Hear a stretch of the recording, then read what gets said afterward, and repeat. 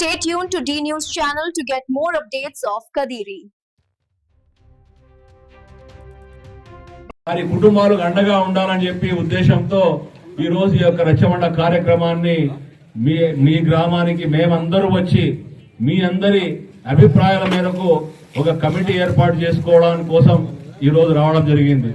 అదే విధంగా ఏదైతే మెడికల్ కాలేజీలో గతంలో ఎక్కడ ఇప్పటివరకు కూడా ప్రతి ఒక్క ఊర్లో కూడా వైద్యం కోసం వేరే పట్టణాలకు వెళ్ళి పెద్ద డబ్బులు ఖర్చు పెట్టేవాళ్ళు.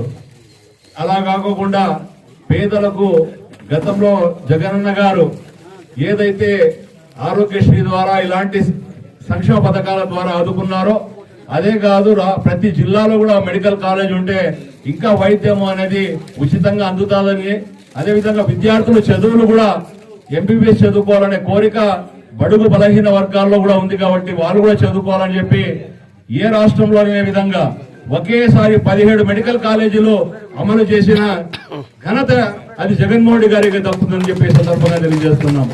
7 మెడికల్ కాలేజీలు అయితే పూర్తి అయ్యాయి. ఇంకా 5 మెడికల్ కాలేజీలు దాదాపు 78% పని అయినాయి.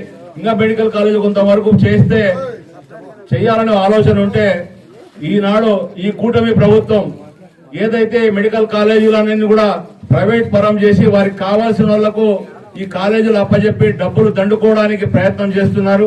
దాన్ని అడ్డుకోవడానికే ఒక ప్రయత్నంలో భాగంగా మా ప్రియతమ నాయకుడు జగన్మోహన్ రెడ్డి గారు మీ అందరి పక్షాన పేద బడుగు బలహీన ప్రజల యొక్క పక్షాన నిలబడి ఈ ప్రభుత్వం నిలదీసి ఈ ప్రభుత్వం ఏదైతే పీపీఏ మోడ్కు ఏదైతే అమలు చేయాలని భావిస్తున్నారో అది చేయకోకుండా అడ్డుకోవడానికి 1 కోటి సంతకాల సేకరణ అని చెప్పి ఒక కార్యక్రమం తీసుకొని ఇచ్చి మీ అందరి సహకారంతో మీ అందరూ ప్రైవేట్ మెడికల్ కాలేజ్ వ్యతిరేకంగా సంతకాలు చేసిస్తే గవర్నర్ గారికి కలిసి 1 కోటి సంతకాలు ఇచ్చి జగనన్న గారు మనందరి కోసం మెడికల్ కాలేజ్ ప్రైవేట్ పరం కాకుండా చూడడానికి కాపాడాలని ప్రయత్నం చేస్తున్నారు. ఎంతో సహకరించాలని కోరుతున్నాం.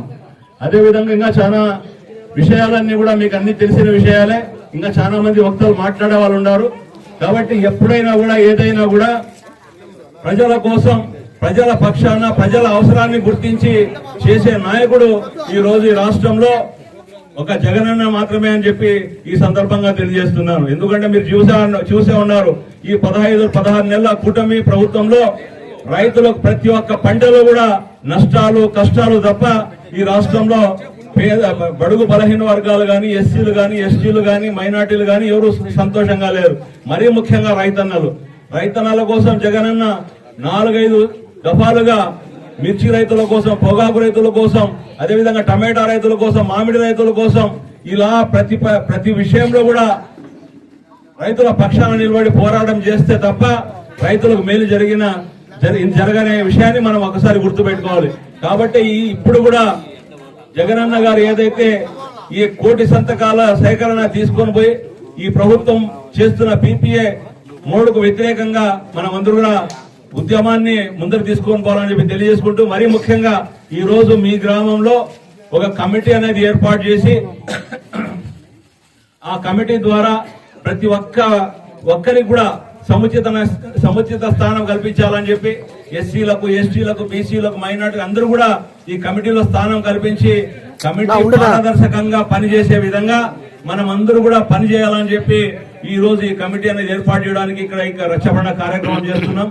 దీన్ని మీరు అందరూ కూడా సహకరించాలని కోరుకుంటూ నాకు అవకాశం ఇచ్చిన మీ అందరికి కూడా